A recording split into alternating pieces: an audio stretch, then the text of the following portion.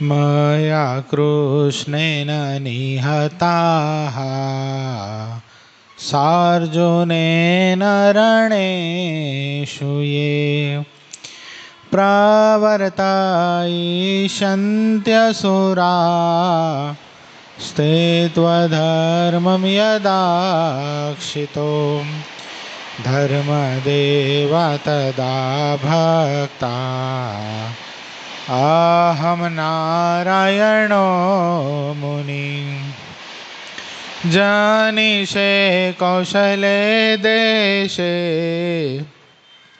भूमो हि समगो द्विज मुनिशापमृतां प्राप्तां नृसिंस्तात तथोधवम् ततो वित्तासुरेभ्योऽहं सद्धर्मं स्थापयन्नज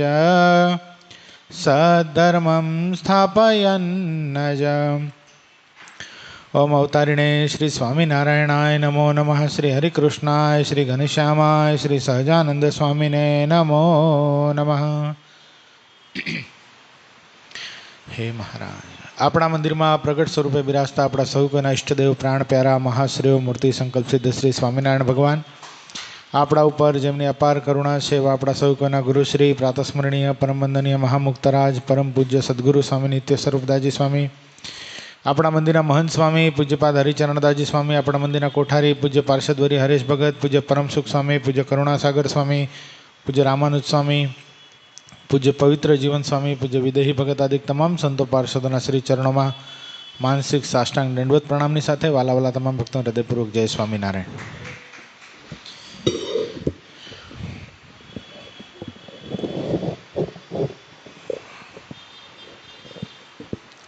ગ્રંથ છે હરિચરિત્રામૃત સાગર.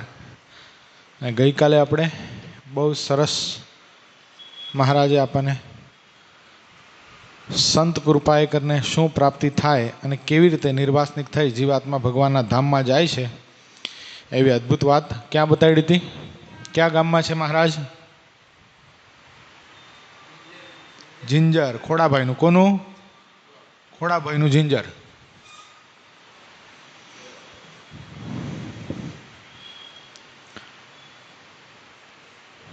દરબાર ખોડાભાઈને ઘેર પધરામણી કરી અને શ્રીહરિ ચાલતા થયા. પછી ગામના બીજા હરિભક્તોના ઘરે પધરામણી કરીને ગામની બહાર ઉતારે આવ્યા. તળાવની કિનારે વડલા અને પીપરના વૃક્ષોની સુંદર છાયા હતી. ત્યાં આવીને અશ્વ ઉપરથી નીચે ઉતર્યા. એક પલંગ બિછાવી દીધો હતો, તે ઉપર શ્રીહરિ બેઠા. પછી પીપરની છાયા હતી, ત્યાં ચંદની ખેંચીને બાંધી દીધી. શ્રીહરિ ત્યાં બે ઘડી બેઠા. સર્વે ભક્તોને દર્શન દીધા. તે વેળાએ જેઠા શેઠ આવ્યા અને તેમણે ભાવથી મહારાજની પૂજા કરી. તેની બધી જ્ઞાતિ મોઢ વૈષ્ણવ હતી. કોણ હતી? મોઢવાણિયા હતા. આપણા યોગેશભાઈ શાહ છે, પછી યજ્ઞેશભાઈ છે ને, એ જ્ઞાતિના મોઢવાણિયા. કોણ? જેઠા શેઠ. તેમાં વૈષ્ણવપણું તો માત્ર નામનું જ હતું. વૈષ્ણવ ધર્મ તો ઘણો શુદ્ધ છે, તેમાં પરસ્ત્રીને માતા ગણવામાં આવે છે. શું છે? પોતે ભલે વૈષ્ણવ હતા પણ ધર્મ નામ માત્રનો હતો. ધર્મ ભલે બહુ શુદ્ધ છે. શું? ધીરુબાપાએ મોઢવણિક છો ને? હા, મોઢવણિક. આપણા સંપ્રદાયમાં બહુ મહાન એક હરિભગત થઈ ગયા. તમે મોઢવણિયા.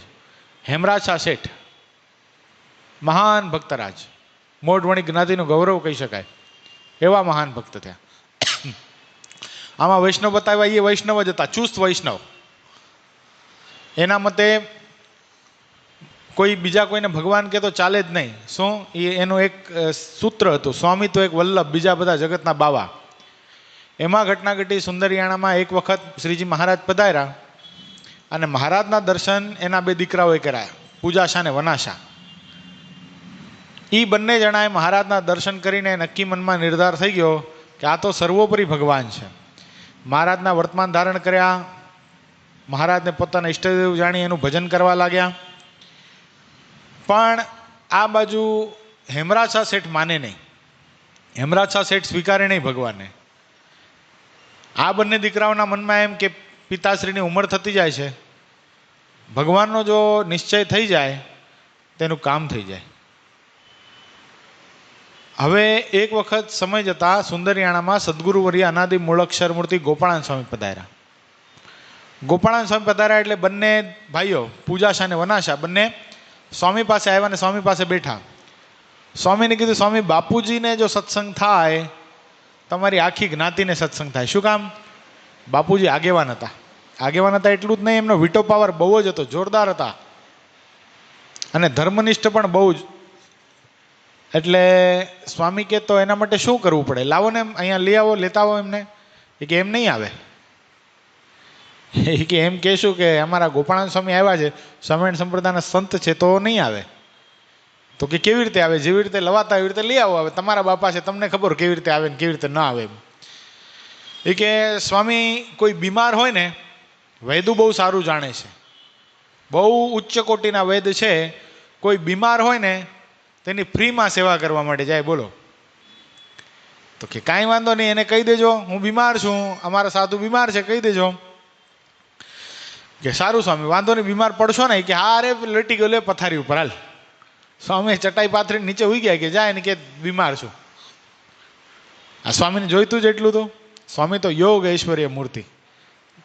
એમ કહી શકાય કે ભગવાન સ્વામિનારાયણ જેવા બીજા ભગવાન સ્વામિનારાયણ ન થાય, એમ અનાદિ મૂળક્ષર મૂર્તિ સદગુરુવર્ય ગોપાળાન સ્વામી જેવા બીજા ગોપાળાન સ્વામી ન થાય. એટલી શક્તિ, એટલી સામર્થ્ય, સ્વામીની પ્રતિભા એવી, સ્વામીની સાધુતા એવી, સ્વામીમાં ઐશ્વર્ય એવું. ભગવાન સ્વામિનારાયણે એક તત્વ એવું બનાવ્યું ગોપાળાન સ્વામી જેવું, જેમાં બધા ગુણો આપ્યા, બધા જ. એટલે બંને જણા ગયા પોતાના પિતા પાસે. પિતા પાસે જઈને કે અમારા સ્વામી બીમાર છે, તો તમે ઈલાજ કરવા માટે આવો ને. એ કે નહીં હો, સ્વામી કહેશો તો નહીં આવું. શું કીધું? સ્વામી કહેશો તો નહીં આવું. સ્વામી તો એક વલ્લભ, બીજા બધા જગતના બાવા, કે જે માનો એ આવો ને. એક સાધુ છે, માનવતાના નાતે તો આવો. એ કે કાંઈ વાંધો નહીં, આવું. સ્વામી પથારી ઉપર આમ સૂતા હતા ચટાઈ પાથરીને, અને નાડી વેદ હતા બહુ સારા. હેમરાજ શાહ નાડી જોઈ, સ્વામી નાડી ખેંચી લીધેલી, નાડી બંધ, ધબકારા બંધ નાડીના. અને સ્વામી પૂછે, વેદરાજ શું થયું છે? કાંઈ વધારે બીમારી છે? તમારું મોઢું કેમ આમ ઝાંખું પડે છે? હવે નાડી બંધ અને સ્વામી વાતો કરે. હેમરાજ શાહના મનમાં એમ થઈ ગયું, આવી યોગ કળા તો એક ભગવાન કૃષ્ણમાં જોઈ છે મેં, અને બીજા તમે સ્વામી, તમે સાક્ષાત કૃષ્ણ છો. હું નાડી જોઈને સમજી ગયો કે તમે કોઈ સામાન્ય નથી. છાતી ઉપર માથું મૂક્યું, અહીંયા છાતીના ધબકારા બંધ. સ્વામી, આ કૃષ્ણ સિવાય, ભગવાન કૃષ્ણ સિવાય કોઈ ન કરી શકે, આપ સાક્ષાત કૃષ્ણ છો. આ સાધુનું રૂપ ધારણ કરી મારી પરીક્ષા કરવા માટે આવ્યા છો. ગોપાળાન સ્વામી બેઠા થઈ ગયા. હેમરાજ શાહના મોઢાની આગળ હાથ ધરી દીધો. હેમરાજ શાહ, નહીં નહીં, હું કૃષ્ણ નથી, હું ભગવાન નથી, હું તો ભગવાન સ્વામિનારાયણનો એક નાનામાં નાનો સામાન્ય સાધુ છું. મારા જેવા તો સ્વામિનારાયણ ભગવાનના ઘરે હજારો આંટા મારે છે. ભગવાન તો સ્વામિનારાયણ છે. અને પછી તો સમય મોકો મળી ગયો સ્વામીને નિશ્ચય કરાવવાનો, અને સ્વામી જેવા નિશ્ચય કરાવનારા હોય અને સામે હેમરાજ શાહ શેઠ જેવા મુમુક્ષુ હોય, તો શું અધૂરાઈ રહે? સ્વામી એવી એવી વાતો કરી, એવી આવા ઐશ્વર્ય ભગવાનના મૂક્યા કે અત્યારે ઘોર કડીકાળની અંદર આ બ્રહ્માંડમાં નહીં પણ અનંતકોટી બ્રહ્માંડમાં પરમાત્મા ભગવાન પુરુષોત્તમ નારાયણથી મોટું કોઈ છે જ નહીં. અને એવું ખુદ પુરુષોત્તમ નારાયણ, પરાત્પર પરબ્રહ્મ પુરુષોત્તમ નારાયણ એ આ બ્રહ્માંડમાં દયા કરીને પધાર્યા છે. અનંત આત્માને પોતાને શરણે લે છે. જેટલા આત્મા એ ભગવાન સ્વામિનારાયણને શરણે જશે, એની કંઠી ધારણ કરશે, એના પંચવર્તમાન પાડશે, એના 11 નિયમ પાડશે, ભગવાન સ્વામિનારાયણનો કોલ છે કે અંતકાળે હું એને તેડવા માટે આવીશ. આ શબ્દો હેમરાજ શાહ શેઠે સાંભળ્યા, એમને રસ પડ્યો. સ્વામીને કીધું, સ્વામી મને ભગવાનના નિયમ ધર્મ શું છે એ સમજાવો. અને ભગવાનના નિયમ ધર્મ સમજાવ્યા. બહુ સરસ મજાની ચારિત્ર શુદ્ધિની સ્વામી એવી સરસ મજાની વાત કરી કે સ્વામિનારાયણ સંપ્રદાયની અંદર સ્ત્રીઓની સભા જુદી થાય, પુરુષોની સભા જુદી થાય. અમે સંતો છીએ, સ્વપ્નમાં પણ સ્ત્રીના જો દર્શન થાય તો અમે ઉપવાસ કરીએ છીએ. જે દિવસથી ઘર બહારનો ત્યાગ કર્યો છે એ દિવસથી ઘરના તમામ સગા સંબંધી અમારા માટે મરી ગયા છે. અરે એ ગામમાં જવું, એ ઘરમાં જવું તો શું, એ ગામનું જાળવું પણ અમે ન જોઈએ. કદાચ અજાણતા પણ કોઈ સંબંધી સાથે બોલાઈ જવાય અથવા તો જયસ્મરણ કરી લેવાય તો અમારે નકોરડો ઉપવાસ કરવો પડે. નિર્લોભી વર્તમાન એક પાય પણ પોતાની કરીને અમે રાખતા નથી. નિસ્નેહી વર્તમાન પોતાના સગા સંબંધી સાથે કોઈ પણ પ્રકારનો સંબંધ રાખતા નથી. અને નિસ્વાદી વર્તમાન અમે પાળીએ છીએ. આજ બપોરથી કાલ બપોર સુધી એક જ વાર ઠાકોરજીના થાળમાં જે દાળ ભાત શાક રોટલી બન્યા હોય એને લાકડાના પત્તરમાં ચોળી મેળાવી પાણી નાખી રાબડું કરીને આજ બપોરથી કાલ બપોર સુધી એક વાર જમીએ છીએ. આવા 5 વર્તમાન જે આ સ્વામીના સાંભળ્યા ને, હેમરાછા શેઠ સ્વામીના પગમાં ઢગલો થઈ ગયા કે આવા ચારિત્ર શુદ્ધિવાળા સંત મને ક્યાં મળે. અને આવો ઉજ્જવળ સંપ્રદાય સ્વામિનારાયણ સંપ્રદાય અત્યારે ઘોર કડીકાળમાં આ ચમત્કાર છે. માટે મને સ્વામી કંઠી ધારણ કરાવો. અને સ્વામીએ તો કાળ માયા પાપ કર્મ યમદૂત ભયાદહમ હરિકૃષ્ણમ દેવમ પ્રપન્નોસ્મી સપાતુમામ એમ કરી હેમરાછા શેઠને કંઠી ધારણ કરાવી. અને હેમરાછા શેઠ હરિભગત થયા. હરિભગત થયા એટલે પછી ઓલા ગોસાઈ લોકોને તકલીફ થઈ. જે મુખિયાજી હોય ને હવેલીના, એને તકલીફ થઈ. એટલે આ તો જ્ઞાતિનો મોટો માણસ એ રંગાઈ ગયો સ્વામિનારાયણમાં, હવે તો કેટલા બધાને લઈ જશે. એટલે હેમરાછા શેઠને એકલામાં બોલાવ્યા. ઠોરનો પ્રસાદી આપી, આટલી મોટી ઠોરની પ્રસાદી હોય પેકેટ, એ આપી. એને કીધું હેમરાછા, આ નવા પંથમાં તમે પ્રવેશ કર્યો છે વાત સાંભળી. એ કે પંથ બંથ કાંઈ નવો નથી, ભગવાન તો અનાદિકાળથી એક જ છે. એ કૃષ્ણ કયો તોય ભલે, સ્વામિનારાયણ કયો તોય ભલે, રામ કયો તોય ભલે. હા, સંપ્રદાય નવો છે એની રીતિ બહુ ઉજ્જવળ છે. આપણામાં ખાલી પરસ્ત્રીને માં સમાન ગણવાની વાતો કહેવાય છે, લખાય છે, પણ ચારિત્ર શુદ્ધિ બિલકુલ નથી. એમ કહેવાય છે કે મુખિયાજી જેવા મુખિયાજી પણ પરસ્ત્રીમાં લોલુપ બની એની સાથે ગમન કરતા હોય છે. માટે આપણા ધર્મ કરતાં મને આ ધર્મ વધારે ગમ્યો, એટલા માટે મેં એ સંપ્રદાયની કંઠી ધારણ કરી છે. તો કે એ કંઠી તમારે કાઢી નાખવી પડે. એ કે એ નહીં નીકળે. હવે તો કંઠી માથા સાટે છે. શેના સાટે? માથા સાટે છે. ગમે એ પરિસ્થિતિ નિર્માણ થાય પણ કંઠી હવે નહીં નીકળે. એ કે હેમરાછા ચોખ્ખી વાત સાંભળી લો, જો કંઠી નહીં કાઢો તો નાત બહાર મૂકવામાં આવશે. કે કોણ નાત અને કોણ મને બહાર મૂકશે? નાતનો મુખ્ય જ હું છું. અને નાત કઈ ચારિત્ર શુદ્ધિવાળી છે જે મને બહાર મૂકી શકે? નાતમાં એક તો બતાવો જે મારા જેવો ચારિત્રવાન હોય, નાતમાં એક તો બતાવો જે મારા જેવો નીતિવાન હોય, નાતમાં એક તો બતાવો જે પવિત્ર જીવન જીવતો હોય.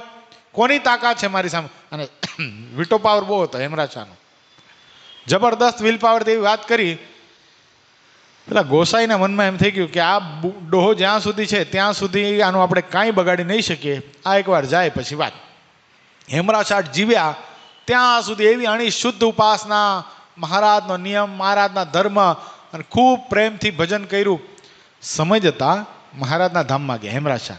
બહુ ટૂંકું ચરિત્ર કહું છું, બહુ લાંબુ ચરિત્ર આપણે બહુ સરસ રીતે 2 દિવસ સુધી કીધેલું છે સવારની કથામાં. હેમરાછા શેઠ, એનું ટાઇટલ શું છે? શ્રીજીના નિષ્ઠાવાન ભક્તો. એમાં હેમરાછા શેઠનું આખ્યાન બહુ સરસ છે, યુટ્યુબ ઉપર છે, સવારની કથામાં કરેલું છે. એમાં પછી એવી ઘટના ઘટી, મહારાજ હેમરાછા શેઠને ધામમાં લઈ ગયા. સમય જતાં પૂજાશા ને વનાશા હેમરાછા શેઠનું કાર્ય જ કરવાના હતા. એમાં પેલા જ્ઞાતિના લોકોને આ ગોસાઈએ ભડકાવ્યા કે હવે ડોહો જતો રહ્યો છે એટલે હવે આ બેને આપણે કંઠી કઢાવી અને ફરીવાર આપણા વૈષ્ણવ ધર્મની અંદર પાછા લઈ લઈએ. અને એક શરત મૂકીએ કે જો તમે કંઠી કાઢી નાખો, સ્વામિનારાયણ સંપ્રદાયને છોડી દો, તો તમારા બાપના કાર્યમાં અમે જમવા માટે આવીએ, નકર નહીં આવીએ. ક્યારે ક્યાં સમય પગ ભરાવો આ બરાબર આ લોકોને બધી ખબર હોય. એટલે પૂજાશા ને વનાશા ગયા મહારાજ પાસે. મહારાજને કે બાપુ ધામમાં ગયા, કારજની અંદર અમે આખા ગામને નોતરું આપ્યું, આખી નાતને નોતરું આપ્યું, પણ હવે આ લોકો આવી શરત કરીને બેઠા છે, શું કરીએ મહારાજ? અરે હેમરાછા તો અમારા મહાન મુક્તરાજ હતા મહારાજ. કયો હેમરાછા શેઠ, એના જેવા તો ભગત ન મળે, એની નિષ્ઠાને ધન્યવાદ છે. ઓલા નાત બહાર મૂકવાની વાત કરે, નાતને કે અમે તને બહાર મૂકી દઈશું, એટલી તાકાત તો હેમરાછા શેઠમાં હતી. એ કાંઈ વાંધો નહીં, ઓલા લોકો કહે છે ને કે એનું કાર્ય જ અમે નહીં જમીએ, એ અભાગ્યા લોકોના ભાગ્યમાં આવા મહાન ભક્તનું કાર્ય જમવાનું નહીં લખેલું હોય, અને આવા મહાન ભક્તોનું કાર્ય તો અમે પોતે જમશું. મહારાજ કયો અમે પોતે જમશું, અમારા સંતો જમશે, અમારા હરિભક્તો જમશે. મુક્તાનંદ સ્વામી થાવ તૈયાર, આપણે બધા ગઢડાથી સુંદરિયાણા જશો ને. ગઢડાથી સુંદરિયાણા નજીક છે, આપણે જઈએ ને સાવ નજીક છે. એટલે બધા ઉપડ્યા સુંદરિયાણા જવા માટે. આ સમાચાર પેલા જ્ઞાતિના લોકોને ખબર પડી કે આપણે ના પાડી હતી કે અમે નહીં આવીએ. આ પૂજાશાના વનાશાને કાંઈ ફેર ન પડ્યો. 1000 માણસોને રસોઈ બનાવી હતી અને એણે તો હજારો હરિભક્તોને તેડાવી લીધા. એ બધા આવશે ને બધા જમી લેશે, આપણે ખાધા વગેરે રહેશું અને ઓલા લોકોને નીચા દેખાડ્યા વગેરે રહેશું. હવે શું કરીએ? જ્ઞાતિના લોકો હંપી ગયા. એ કે કાંઈ વાંધો નહીં, કંઠી ન કાઢે, પોતાની જાતને નાતબાર ન કરે, પોતે સ્વામિનારાયણનો આશરો ન છોડે તો કાંઈ નહીં. હાલો હવે રસોઈ તો મૂળ 1000ની બનાવી છે, એ હજારો સંતો હરિભક્તોને આમંત્રણ આપી આવ્યા, એ બધા આવશે. રસોઈ આપણા માટે બની હતી, આપણે 1000, એટલે હાલો હવે જમવા પહોંચી જાય. ના તો નહીં પાડી શકે. અને આપણને કહે છે શું કામ આવ્યો? તો કે અમે અમારું મનનું માનેલું છોડી દીધું ભાઈ. અમારા મનમાં એમ થઈ ગયું કે હેમરાછા શેઠની રસોઈ અમારે જમવી છે એટલે અમે આવ્યા છીએ. આપણે જઈએ અને એનું ખૂટવાડીએ, એનું ખરાબ દેખાડીએ. આ સમાચાર ફરીવાર પૂજાશાને વનાશાને મળ્યા. મહારાજ બિરાજમાન હતા. મહારાજને આવીને કીધું, મહારાજ જ્ઞાતિના લોકોએ આવું કર્યું છે. જ્ઞાતિલાઓ આવી અને અમારું નીચું દેખાય એટલા માટે એ લોકો બધા આવી રહ્યા છે. મહારાજ કે ચિંતા નહીં કરો, જે રસોઈ બનાવી છે ને એમાં એક ભાતનો દાણો પણ આપણે વધારે બનાવવાનો થતો નથી. એ બધી વસ્તુને ઢાંકી દો અને ધૂન કરો બધા, એક વસ્તુ ઘટશે નહીં. અને હેમરાછા શેઠનું કાર્ય અમે બેઠા બેઠા પૂરું પાડશું. મહારાજ બિરાજમાને શું ઘટે હે ભાઈ? અષ્ટસિદ્ધિ નવનિધિ જેના ચરણારવિંદમાં આરોટે, એ સાક્ષાત સરસ્વતી લક્ષ્મીજી જેની દાસીઓ બનીને કામ કરે, એ પુરુષોત્તમ નારાયણ એ સાક્ષાત પોતાના મહાન એકાંતિક ભક્ત હેમરાછા શેઠનું કાર્ય જ કરતા હોય, ક્યાં એમાં અધૂરાઈ છે? અને હેમરાછા શેઠનું કાર્ય થયું. ભગવાનના સંતો હરિભક્તો જમ્યા, ભગવાન પોતે જમ્યા, બધા હરિભક્તોએ જમી લીધું, આખી નાતે જમી લીધું. બધું જમ્યા પછી બધાને ટિફિન બાંધી દીધા.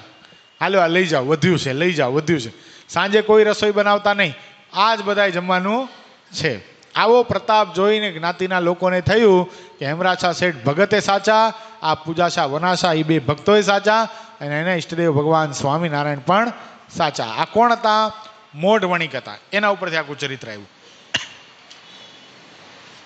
એટલે અહીંયા મહારાજ બતાવે છે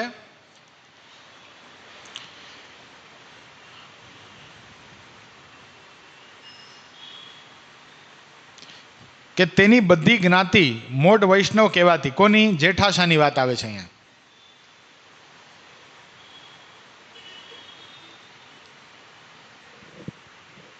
જેઠા શેઠ, તેમાં વૈષ્ણવપણું તો નામ માત્રનું જ હતું. વૈષ્ણવ ધર્મ તો ઘણો શુદ્ધ છે, તેમાં પરસ્ત્રીને માતા સમાન ગણવામાં આવે છે. વૈષ્ણવ ધર્મ કેવો છે? વાસ્તવિકતામાં બહુ શુદ્ધ છે. વલ્ભાચાર્ય મહાપ્રભુએ આ વૈષ્ણવ ધર્મની સ્થાપના કરી, બહુ પવિત્રપણે સ્થાપના કરી હતી. પણ આગળ જતાં એમાં સ્ત્રી પુરુષનો ભેદ જુદાપણું કંઈ છે નહીં, એટલા માટે ઘણી બધી અપવિત્રતા પણ એમાં જોવા મળી છે. દારૂ, માંસ અને ચોરી ક્યારેય કરવી નહીં. શું? આ મહારાજ હવે હરિભક્તોના પંચવર્તમાન બતાવે છે. દારૂ, માંસ અને ચોરી ક્યારેય કરવી નહીં. વિધવા સ્ત્રીનો સ્પર્શ કરવો નહીં. માથે ગમે તેવું દુઃખ આવી પડે તો પણ ક્યારેય આત્મઘાત કરવો નહીં. 5 ઇન્દ્રિય અને છઠ્ઠું મન તેને ભગવાનની સેવામાં રાખવા, અર્થાત પરમેશ્વર પરાયણ રાખવા. શબ્દ, સ્પર્શ, રૂપ, રસ અને ગંધ એ 5 વિષય પણ ભગવાન સંબંધી ગ્રહણ કરવા. ભગવાનની મૂર્તિ સિવાય મનને બીજે ક્યાંય જવા દેવું નહીં. જે કોઈ પણ જાતનું સુખ કહેવાતું હોય તે બધું ભગવાનની મૂર્તિમાં જ અનુભવવાનું છે. શું? જે કાંઈ સુખ છે એ શું છે? એ ભગવાનની મૂર્તિમાં જ છે. મહારાજે વચનામૃતમાં બહુ સરસ વાત બતાવી. મહારાજ કે ભગવાનની મૂર્તિ એક એવી છે કે જ્યાં 5 વિષયનું સુખ આપણને આવે છે. અને બીજા વિષયમાં કેવું છે? જે વિષયનું સુખ લેતા હોઈએ ને એ વિષયનું સુખ આવે. કદાચ આપણે જમતા હોઈએ તો કયું સુખ આવે છે આપણને? રસ, સ્વાદ, બરાબર? એમાં કઈ રૂપ જોવાની સુખ આવે કે નહીં? આ સમોસું બહુ મસ્ત છે, જોયા રાખું. પુનિત ભગતે બનાવ્યો સમોસું, જોયા રાખો. આંખને કઈ સુખ કરું? સુખ શેને છે? જીવવાની ટેસ્ટમાં છે ને, એવી જ રીતે કદાચ કાંઈ રૂપ જોતા હોઈએ તો એ રૂપનું જ સુખ છે, એમાં સ્વાદનું નથી. કોઈ ગંધનું સુખ લેતા હોઈએ તેમાં શબ્દનું સુખ નથી. પણ ભગવાન તત્વ એવું છે, ભગવાનની મૂર્તિ સામે ઊભા રહીએ તો પાંચે પાંચ વિષયની તૃપ્તિ થાય છે.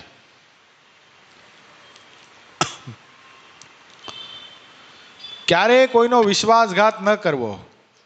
ખરા વૈષ્ણવ તો સ્ત્રી માત્રને માં, બેન અને પુત્રી સમાન માને છે. સ્થૂળ અને સૂક્ષ્મ નાના મોટા જીવ પ્રાણી માત્રની હિંસાથી તો દૂર જ રહે છે. ભગવાન સિવાયના કોઈ પણ સુખમાં ભાવ થાય અને સંસારના બધા જ સુખોનો અભાવ રહે. શું? ભગવાન વિના અન્ય પદાર્થમાં પ્રીતિને એનું નામ વૈરાગ્ય. એટલે ભગવાન સિવાયના કોઈ પણ સુખમાં ભાવ થાય નહીં અને સંસારના બધા સુખોમાં અભાવ રહે. ભગવાન સિવાયના રસ માત્રને ઉલટી કરેલા અન્ન જેવા જોવા અને જીવ પ્રાણી માત્રમાં ગાઢ મિત્રતાની ભાવના કરવી. જીવ પ્રાણી માત્રમાં પરમાત્માની દ્રષ્ટિ કેળવવી એ શું છે? દ્રષ્ટિનું શુદ્ધિકરણ છે. શું? ઘટ ઘટ મેરો સાયરો, કોઈ ઘટ ખાલી ન હોય. બધા ઘટમાં કોણ રહ્યું છે? સો મેરાવ પરમાત્મા હોય. આ બધા ઘટમાં એટલે જેટલાય પણ જીવ પ્રાણી માત્ર છે એ બધામાં અંતર્યામીપણે મારા ઈષ્ટદેવ ભગવાન રહેલા છે. આવી ભાવના કેળવવાની છે ભગવાનના ભક્તએ. મન, કર્મ અને વચને કરીને ક્યારેય કોઈનો દ્રોહ ન કરવો. હમણાં કીર્તન ગાતા હતા ને ભગત, તમારા કોઈ ભક્તનો મારે દ્રોહ ક્યારે નવ થાય, એ વર માંગુ છું. સંગ એકાંતિક ભક્તનો મને નિત્ય આપો મુનિનાથ, એ વર માંગુ છું. ધર્મ કુંવર હરિ કૃષ્ણની તમે ભક્તપતિ ભગવાન, એ વર માંગુ છું. ક્યારેય પણ કોઈનો દ્રોહ થાય નહીં. ભગવાનના ભક્તોને દેખીને મનમાં પ્રેમ ભર્યો પૂજ્ય ભાવ લાવો. શું? ભગવાનના ભક્તને જોઈને શું થવું જોઈએ પુનિત ભગત? પ્રેમ ભર્યો પૂજ્ય ભાવ. તરત જ હાથ જોડાઈ જવા જોઈએ, પગે લાગી જવાય જોઈએ અને ભેટી પડવું જોઈએ. આ ભગવાનના ભક્તની અસલી પહેચાન છે. અને આપણા મંડળમાં છે બહુ સરસ પ્રણાલિકા છે. પૂજ્યપાદ ગુરુશ્રીના હેતવાળા જેટલા પણ હરિભક્તો છે તમે જોજો, અહીંયા રહેતા હશે, વિદેશમાં રહેતા હશે, ગમે ત્યાં હશે, એ પેલા મળશે તો શું? એકાબીજાને પગે લાગશે, પછી ભેટ છે અને પછી પ્રેમથી જયસ્મરણ કરશે. હમણાં કહો, થાણામાં વર્ષો પહેલા શોભાયાત્રા નીકળેલી. એ શોભાયાત્રામાં ઓલા ગોવિંદ સ્વામી વાગોડિયાવાળા હતા. હવે આપણે બધા ભક્તો એકબીજાને ભેટીએ આમ પ્રેમ ભાવથી, આમ જાણે આમ વાલામાં વાલા પોતાના સગા સંબંધીઓ, એનાથી વિશેષ પ્રેમ ભક્તોમાં દેખાય. ઓલા સ્વામી આશ્ચર્ય પામી ગયા. એણે પ્રવચનમાં કીધું, બોલો, બધાની વચ્ચે, કે આવું ઘડતર નિત્ય સ્વરૂપ સ્વામીએ પોતાના હરિભક્તોનું, પોતાના શિષ્ય વર્ગનું કર્યું છે કે પોતાના દેહના સગા સંબંધીને મળે એના કરતાં વિશેષ હરિભગતને મળે તો કેટલો બધો આનંદ થાય છે આ લોકોને. ને આપણે નહીં સવારે બધા એકબીજાને મળીએ, જય સ્મરણ કરીએ તો આમ આપણો દિવસ સુધરી જાય. એટલે ઓલું કીધું ને, 4 મિલે 64 ખીલે. અર્થ કરજો, હું બોલું છું એનો અર્થ કરજો. 4 મિલે 64 ખીલે, 20 રહે કર જોડ, ભક્ત સે ભક્ત મિલે તો હરખત 7 કરોડ. આનો અર્થ કરો જી. 4 મિલે 64 ખીલે. 4 મિલે શું 4 મળ્યું? હે, ધીરે ધીરે ધીરે ક્રમશઃ કયો. 4 મિલે પેલા 4 શું મળ્યા? શું મળ્યું? બોલો પુનિત ભગત. હા, બેની આંખો, નેત્રો મળ્યા ને. મારી ને તમારી આંખો, તમારી બે મારી બે, 4 મળી સામ સામે, 64 ખીલ્યા.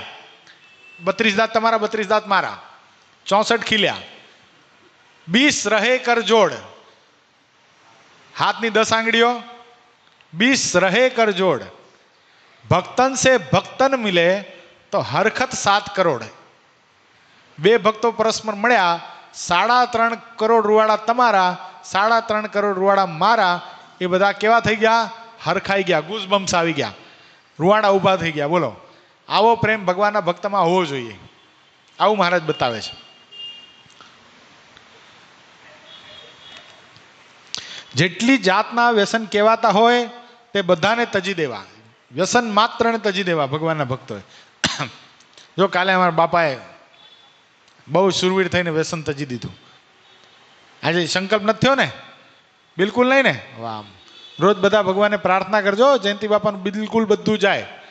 કાંઈ ફરીવાર એને સંકલ્પ, કારણ કે એણે ભગવાન ઉપર નાખ્યું કાલે. એ ભગવાનના હાથમાં છે, મને સંકલ્પ ન કરાવો ભગવાનના હાથમાં છે. છે કે નહીં હિંમત ભગત? તો આપણે બધા શું કરવું જોઈએ? એને સપોર્ટ કરવો જોઈએ. એણે પોતાના ચોરને ખુલ્લો કરી દીધો બધાની વચ્ચે. એ જો આ ચોર છે આ મને હેરાન કરે છે, હે ભક્તો, હે સંતો, હે મહારાજ, તમે મને આમાંથી બચાવો. ચોર કોઈને ખુલ્લો કરી દો ને, કોઈ ચોરને ખુલ્લો કરી દો ને, પછી ચોરી ન કરી શકે, ગભરાઈ જાય. એટલે દોષ બધા એવા જ છે. એટલે તમે ભગવાન પાસે આ હિંમત ભગત જેવા આવા મહાન વડીલ ભક્તો સામે તમે આ ચોરને ખુલ્લો કરી દીધો, એટલે હવે તમને હેરાન નહીં કરે. અને ભાંડ તથા ભવાઈ જોવી નહીં. ભાંડ ભવાઈ જોવાય નહીં એટલે મૂવીઝ નહીં જોવાના એમ કહે છે. તે વખતે ભાંડ ભવાઈ એટલે ભવાયા રમવા આવતા. હવે શું થઈ ગયું? ભાંડ ભવાઈ ક્યાં આવી ગઈ? ફોનમાં આવી ગઈ. બહાર એને જ જવું પડતું. વેબ સિરીઝ હાથમાં જોઈ લે. કાં અહીંથી સમયે જતા હતા, કામ શું છે અમને? કાનમાં ડીટી અને હાથમાં ફોન, અને પાછળ બેગ અને એક પાણીની બોટલ, અને આમ હાયલો જાય. સ્વામી કહેતા થયો હરિચરણ સ્વામી, આમ રાખે ને બધા હાયલો હલતા હલતા. સભી મસ્ત હે, આજ કોણ કિસકો સંભાલે, એવું છે. આવા નિયમ પાળનારા ભાગ્યશાળી વૈષ્ણવો કહેવાય છે. આવા જે નિયમ પાળે છે એને ભાગ્યશાળી વૈષ્ણવો કહેવાય છે. એના ભાગ્યનો કોઈ પાર નથી. એટલા માટે વિહારીલાલજી મહારાજે બહુ સરસ વાત લખી. મહારાજ કે વિહારીલાલજી મહારાજ, પૂજા પાઠ કર્યા વિના કોઈ જળ ન પીવે જમે શું રસોઈ. શું? પૂજા પાઠ કર્યા વિના કોઈ જળ ન પીવે જમે શું રસોઈ. કોઈ ભાંગ તંબાકુ ન ખાય, ભાંડ ભવાઈ જોવા ન જાય. શું કીધું? જે વાત અહીંયા હરિચરિત્રામૃત સાગરમાં આધારાનંદ સ્વામી લખી, એને એવી રાગ રાગીણીમાં વિહારીલાલજી મહારાજે દલપતરામ કવિ પાસે લખાવી. ભગવાનનો ભક્તોએ પૂજા પાઠ કર્યા વિના પાણી પણ ન પીવે તો રસોઈ જમવાની ક્યાં વાત છે? ભાંગ તંબાકુ ન ખાય, વ્યસન માત્રનો ત્યાગ રાખે અને ભાંડ ભવાઈ જોવા ન જાય, એને જ મહારાજ કે અમે ભાગ્યશાળી હરિભગત કહીએ છીએ. પોતાના માત પિતા કે બહેનનો કોઈ વેશ ધારણ કરે તો પોતાના મનમાં જેવો ખેદ થાય તેવો કોઈ ભગવાનનો વેશ ધારણ કરે તો થવો જોઈએ. પેલા ભાંડ ભવાઈમાં રામલીલા રમવા આવતી, ખબર છે? એમાં કોઈક રામ બને, કોઈક સીતા બને, બધું બને ને. તો અહીંયા મહારાજી બતાવે છે કે આપણી માનો કે પિતાનો કે કોઈ બેનની એક્ટિંગ કરે કે એનો વેશ ધારણ કરે તો આપણા મનમાં કેટલી ખીચ ચડે. એવો ભગવાનનો કોઈ વેશ ધારણ કરે તો ખીચ ચડવી જોઈએ. પણ આપણે તો ટેસ્ટથી રામાયણની સિરિયલ જોતા હતા ભાઈ. મહારાજ ના પાડે છે અહીંયા જો. અર્થાત ભગવાનનો વેશધારી રહેલા અને નિહાળીને ક્યારેય પણ જોવા નહીં. ભગવાન આપણા પિતાના પણ પિતા છે, એટલે પરમ પિતા છે. કોણ છે ભગવાન? પરમ પિતા છે. અને ભગવાનના પત્ની રાધિકાજી ને લક્ષ્મીજી આપણી માતાની પણ માતા છે. કોણ છે આ બંને? જગતજનની આદ્ય શક્તિ છે, માતાની પણ માતા છે. ગોપીઓ આપણી બહેનો છે, અને નંદજી તથા યશોદાની તો શી વાત કેવી. ભગવાનના અવતારોના વેશને વૈષ્ણવ ભક્ત ક્યારેય પણ જુએ નહીં.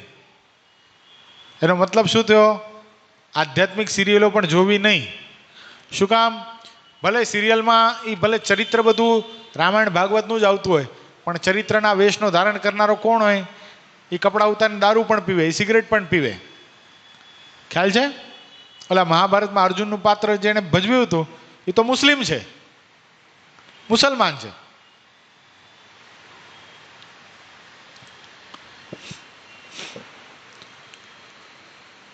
ભગવાનના અવતારોના વેશને વૈષ્ણવ ભક્ત ક્યારેય જુએ નહીં.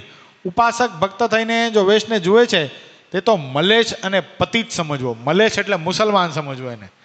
જો સિરિયલ જોઈ છે એ કેવો છે? મુસ્લિમ છે. મલેચ્છ એટલે મુસ્લિમ, મલેચ્છ એટલે ક્રિશ્ચન, પર ધર્મવાળો. મલેચ્છ અને પતિત સમજવો. જે ગુરુ થઈને બેઠા હોય અને આવા મોક્ષના રહસ્યને જો તેઓ જાણતા ન હોય તો તે ગુરુ તો ઘોર અંધકાર જેવા, અંધારા જેવા અજ્ઞાની કહેવાય. અને નિયમ ધર્મ પાળતા નહીં હોવાથી અંતે જમપુરીમાં જ જવાના. ગુરુને પણ કહી દીધું. બોલો. કારણ કે જેવો ગુરુનો મોક્ષ થાય તેવો શિષ્યનો પણ મોક્ષ થાય, તેમાં કાંઈ સંદેહ નથી. અમે તો નજરે દેખાય તેવું કહીએ છીએ, જેવું ઝાડ હોય તેવું ફળ આવે. જ્ઞાની પુરુષો મનમાં વિચારે કે જગતમાં ભગવાન સિવાયના અન્ય વિષયોથી આખું બ્રહ્માંડ ભર્યું છે. કેટલાક વિષય આંખથી દેખાય છે ને કેટલાક કાનથી સંભળાય છે. નિપુણ મનુષ્યને સ્વપ્નમાં સિંહ અને સર્પ આદિ કેટલાક નવીન વિષય પણ દેખાય છે. નિપુણ મનુષ્યને એટલે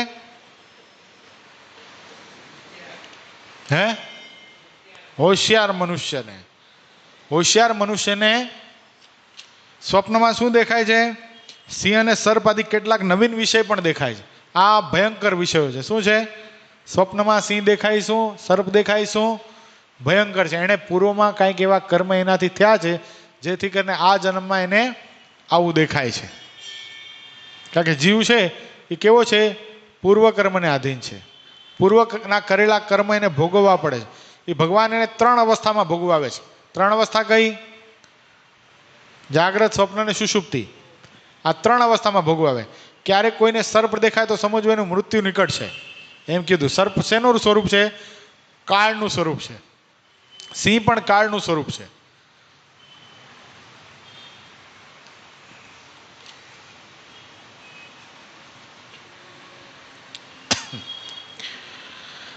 हरि की मूर्ति एक देखे सुखदाई, ब्रह्म संबंध सो कहत हिताई.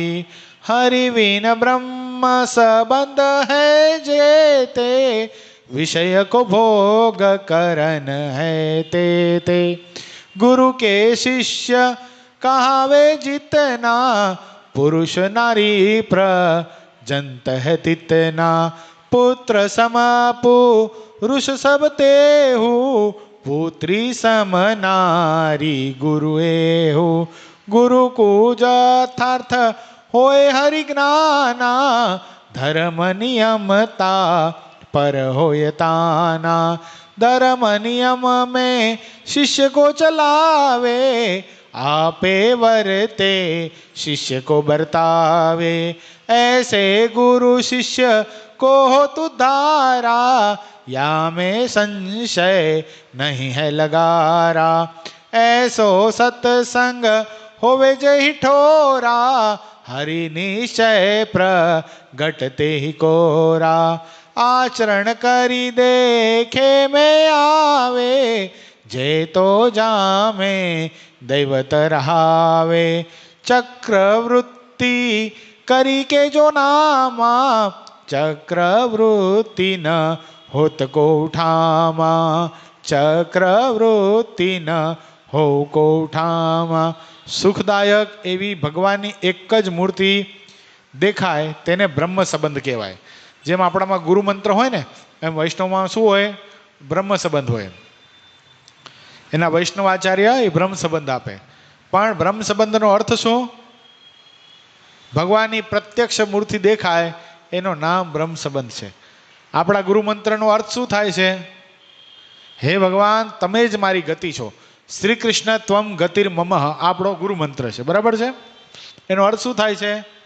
હે પરમાત્મા, હે ચરાચર સૃષ્ટિના સ્વામી, હે અંતર્યામી પરમાત્મા, હું જે કાંઈ ક્રિયા કરું છું એ બધી આપ જ મારી પાસે કરાવો છો. કરતા હરતા એકમાત્ર આપ છો.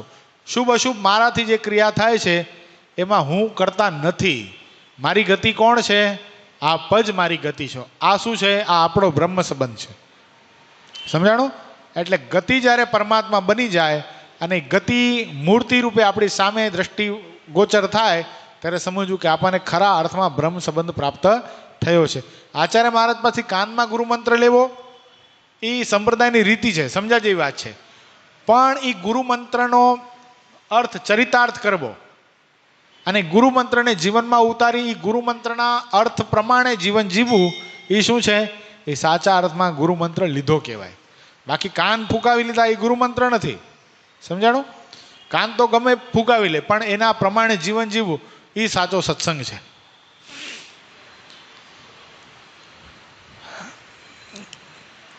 ભગવાન સિવાયનો જે બ્રહ્મ સંબંધ છે તે તો વિષય ભોગવવા માટેનો છે. ભગવાન સિવાયનો શું? એટલે જ્યાં ભગવાનનો સંબંધ નથી આવતો પણ બીજું બધું આવે છે, શું છે? એ વિષય ભોગવવા માટે છે. ગુરુના જે કોઈ શિષ્ય પુરુષ કે સ્ત્રી હોય તેમાં બધા જ પુરુષો ગુરુની દ્રષ્ટિમાં પુત્ર છે. શું છે? ગુરુની દ્રષ્ટિમાં બધા શિષ્યો શું છે? પોતાના દીકરા સમાન છે. અને બધી સ્ત્રીઓ ગુરુની દ્રષ્ટિમાં પુત્રી છે. ગુરુને ભગવાનનું યથાર્થ જ્ઞાન હોય અને ધર્મ નિયમ પાળવા ઉપર તાન હોય, શિષ્યને ધર્મ તો એ શિષ્યને ધર્મ નિયમમાં રાખે. ગુરુને ભગવાનની આજ્ઞા પાળવાનું તાન હોય. પહેલા તો શું? ગુરુને ભગવાનની આજ્ઞા પાળવાનું તાન હોય અને ધર્મ નિયમ પોતે પાળતા હોય અને એને પાળવાનું તાન હોય તો બીજા પાસે પડાવી શકે, અન્યથા પડાવી શકે નહીં. જો બહુ સરસ વાત બતાવ્યો. તો શિષ્યને ધર્મ નિયમમાં રાખે. પોતે આજ્ઞા પાળવાનું તાન હોય તો ગુરુ એ શિષ્યને ધર્મ નિયમમાં રાખી શકે છે, અન્યથા રાખી શકતો નથી. બહુ સરસ અનાદિ મૂળાક્ષર મૂર્તિ સદગુરુ ગોપાળાનંદ સ્વામીની વાતમાં એક વાત બહુ ગમે એવી છે. સ્વામીને પ્રશ્ન કરવામાં આવ્યો, સ્વામી સાચા સમર્થ કોને કહેવાય? સાચા સમર્થ કોને કહેવાય? પોતે પ્રવચન કરે અને લાખો માણસો એ પ્રવચનને સાંભળવા માટે આવે, એને સાચા સમર્થ કહેવાય? સ્વામી કે નહીં, એને સમર્થ ના કહેવાય. પછી સ્વામી કે પોતે ચપટી વગાડે અને કેટલાકને દરિદ્રતા હોય અને ધનાઢ્ય બનાવી દે, એને સમર્થ કહેવાય? સ્વામી કે ના, એને સમર્થ ના કહેવાય. કોઈને પુત્ર આપે એને સમર્થ કહેવાય? એ કે ના, એને પણ સમર્થ ના કહેવાય.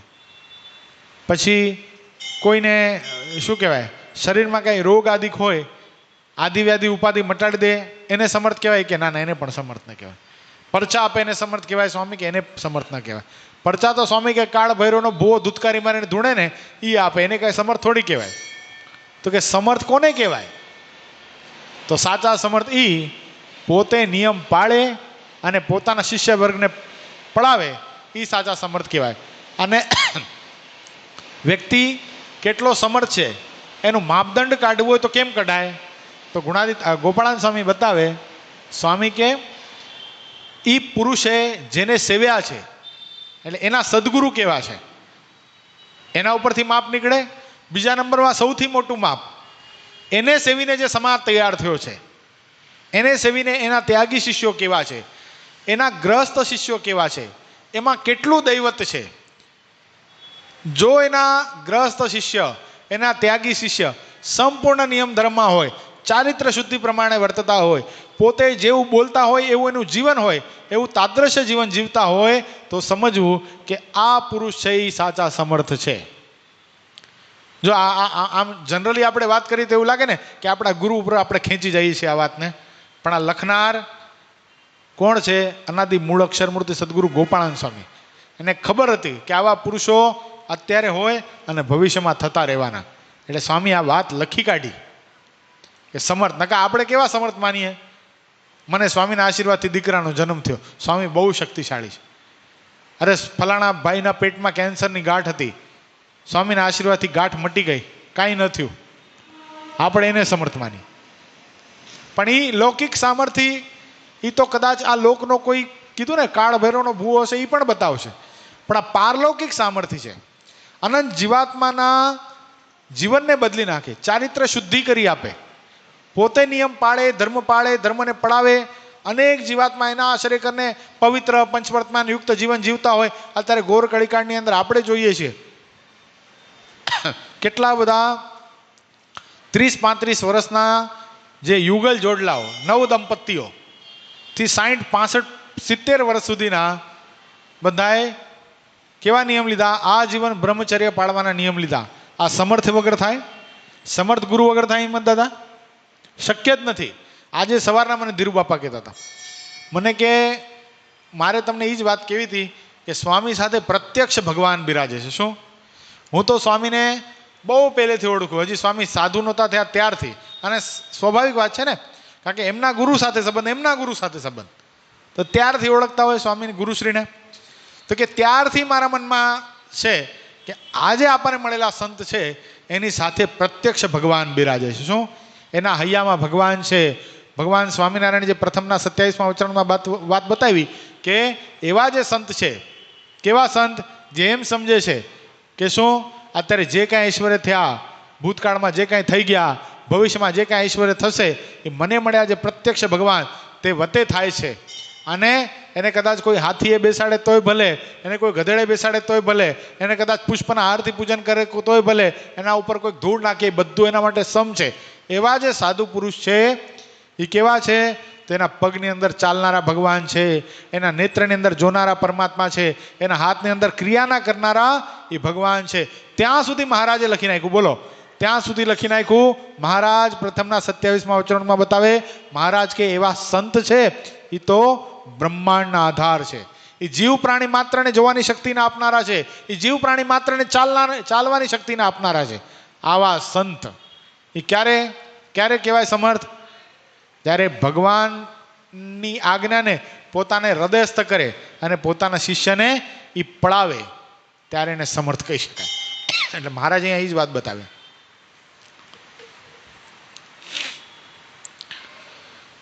સ્વયં ધર્મ નિયમમાં વર્તે અને શિષ્યને પણ વર્તાવે, એવા ગુરુ અને શિષ્ય બંનેનો ઉદ્ધાર થાય છે. શું થાય છે? પોતે નિયમ ધર્મમાં રહે અને શિષ્યને પણ રાખે, એ ગુરુ અને શિષ્ય બંનેનો ઉદ્ધાર થાય છે. તેમાં લગારે સંદેહ નથી. જ્યાં આવો સત્સંગ થતો હોય તે તરફ ભગવાન અવશ્ય પ્રગટ હોય. શું? આવી વાતો જ્યાં થતી હોય, ચારિત્ર શુદ્ધિની, વ્યસન મુક્તિની, દોષ ટાળવાની, વિષય ખંડનની, ભગવાનની મૂર્તિમાં પ્રેમ કરવાની, આવી જ્યાં વાતો થતી હોય ત્યાં ભગવાન કેવી રીતે બિરાજે છે? ભગવાન પણ પ્રગટ બિરાજે છે. જેમ હનુમાનજી મહારાજ રામાયણની કથા થતી હોય અને પ્રત્યક્ષ આવીને બેસી જાય, ત્યાં આવી સત્સંગની વાત થતી હોય ત્યાં પ્રત્યક્ષ ભગવાન સ્વામિનારાયણ આવીને બિરાજમાન થઈ જાય. એ ભલે પછી આપણે મંદિરમાં વાત કરીએ તોય ભલે, એ ક્યાં એકાંતમાં બેસી અને બે જણા સત્સંગ કરતા હોય તો પણ ભગવાન તે આવીને બિરાજમાન થઈ જાય. જેમાં જે દૈવત હોય તો તેના વર્તન ઉપરથી દેખાઈ આવે. શું? જે દૈવત છે એના વર્તન ઉપરથી દેખાઈ આવે. જો આ એટલે તો આ કહેવાય ને, આ સત્સંગ છે એ વાતનો વિષય નથી. સમજાણું? એ જીવન જીવવાનો વિષય છે. સત્સંગમાં ખાલી વાતો, મનોરંજન નથી. નકા મનોરંજન તો ઓલા માયાભાઈ આહિર ને ઘણા બધા ડાયરા કલાકારો છે, એ કેટલી સરસ સરસ વાતો કરે છે. કેમ? એના માધ્યમથી કોઈમાં ફેરફાર નથી થતો.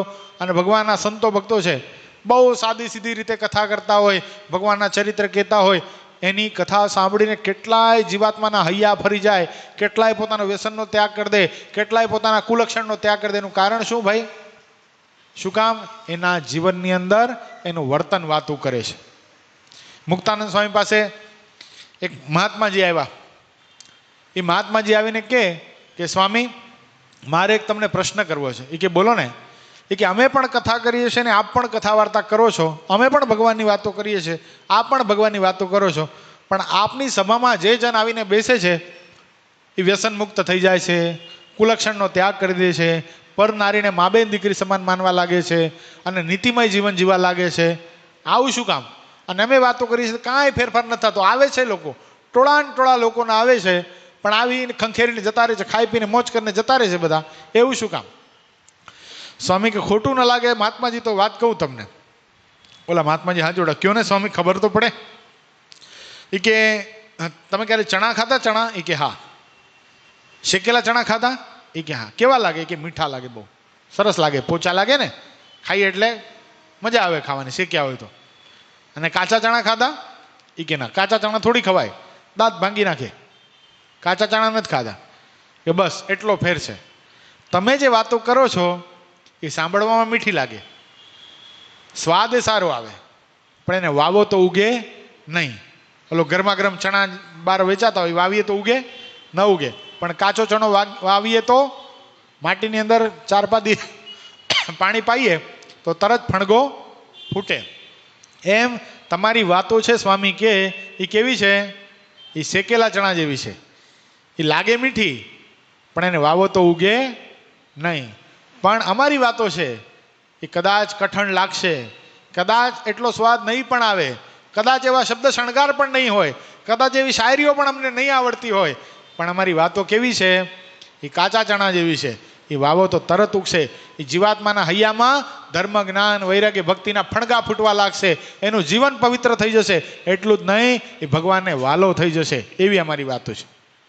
એટલે અહીંયા સત્સંગ શું કરાવે છે? જેમાં જેટલું દૈવત છે એ ખબર પાડી દે છે. જો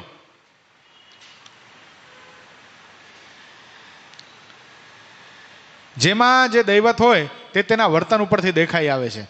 કોઈનું નામ ચક્રવર્તી રાખવામાં આવે તો તેથી કઈ ચક્રવર્તી સમ્રાટ નથી થઈ જતો. મારા જબરદસ્ત કીધું. કોઈનું નામ ચક્રવર્તી રાખવામાં આવે તો એ ચક્રવર્તી સમ્રાટ થઈ જાય? ભાઈ ન થઈ જાય. ગુણાતીતાનંદ સ્વામી વાતોમાં લખ્યું છે ને, એક શેરખાં, દિલ્હીના બાદશાહનું નામ શેરખાં હતું. શું? શેરખાં. તો બીજું એક ગામમાં ભિખારી હતો શેરખાં, એનું નામ શેરખાં. બાદશાહને ખબર પડી, બાદશાહ એને બોલાવ્યો. એટલે એ મારું નામ શેરખાં, તે કેવી રીતે શેરખાં રાખ્યું તારું નામ? તને શરમ નથી આવતી?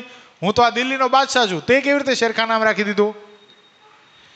પેલો કે જહાંપના, જેવા લબરખા, જેવા પગરખા, જેવા ચબરખા, એવો હું શેરખાં. અને આપ તો જિલ્લે ઇલાહી છો, આપ તો અમારા પ્રાણ આધાર છો, આપ તો નામદાર છો. આપ જેવો શેરખાં હું થોડી થાઉં. એમ મહારાજ અહીંયા શું કે છે? ચક્રવર્તી નામ રાખવાથી કોઈ ચક્રવર્તી થઈ જતું નથી. કોઈનું નામ હરિ આવું રાખવામાં આવે તો તેનાથી તે કંઈ હરિ નથી થઈ જતો. હોય છે ને ઘણા નામ, નારાયણ, હરિ, હરિકૃષ્ણ, ઘનશ્યામ, ઘણા નામ હોય છે.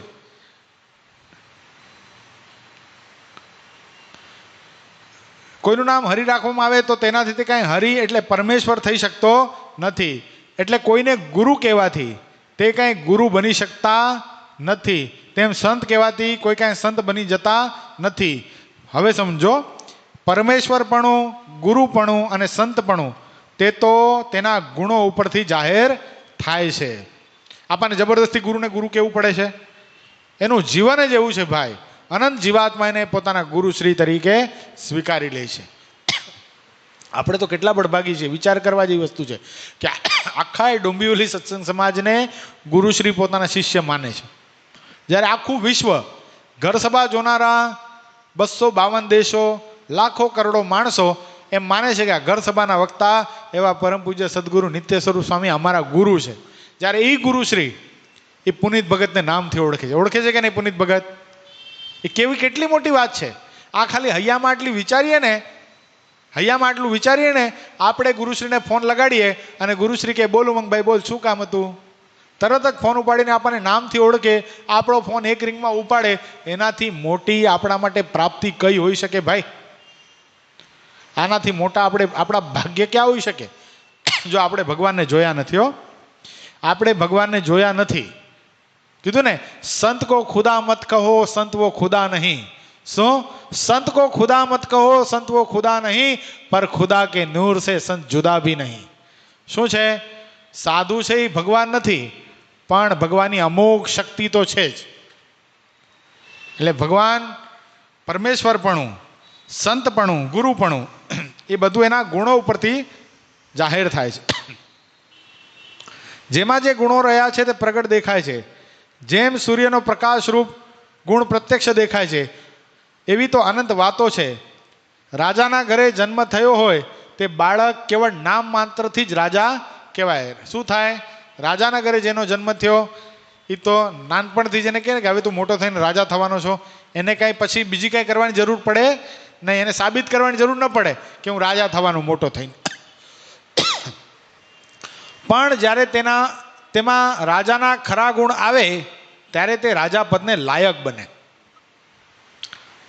એ શબ્દોની સાથે અત્યારે કથાનો સમય પૂરો થાય છે. આજે મેહુલભાઈ માણેકનો જન્મદિવસ છે.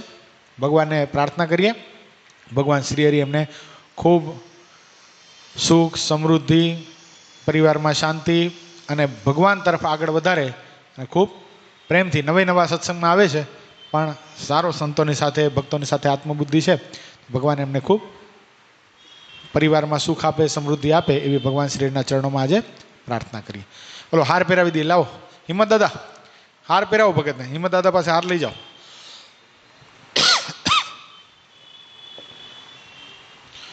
શ્રીપતિમ શ્રીધરમ સર્વદેવીશ્વરમ ભક્તિધર્માત્મજમ વાસુદેવમ હરે માધવમ કેશવમ કામદમ કારણમ સ્વામિનારાયણમ નીલકંઠમ ભજે. સહજાનંદ સ્વામી મહારાજની જય.